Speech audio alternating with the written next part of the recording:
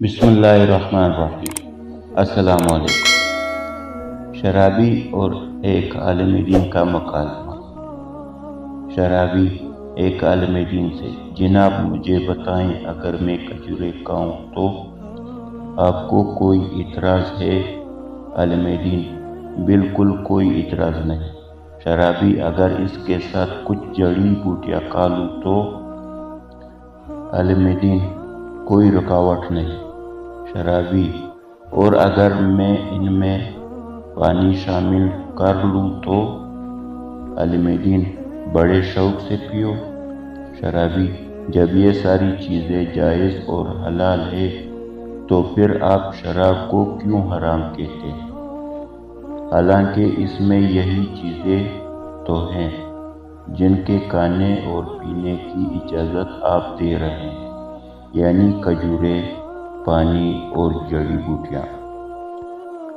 عالم دین شرابی سے: اگر تمہارے اوپر پانی پھینکا جائے تو اس پر تمہیں کوئی اعتراض ہوگا؟ شرابی: ہرگز نہیں، پانی سے کیا فرق پڑتا ہے؟ عالم دین: اچھا، اگر اس پانی میں مٹی گھول دی جائے تو اس سے مر جاؤ گے؟ شرابی: جناب مٹی سے میں نے کسی کو مرتے ہوئے نہیں دیکھا۔ عالم دین: اگر میں مٹی اور پانی لوں اور ان کو گوندھ کر ایک اینٹ بنا لوں اور اس سے خشک کر کے تمہیں دے ماروں تو کیا ایسا کرنے پر تمہیں کوئی اعتراض ہے؟ شرابی: جناب اس سے تو آپ مجھے قتل کر دیں گے۔ عالم دین نے کہا: شراب کا بھی یہی حال ہے۔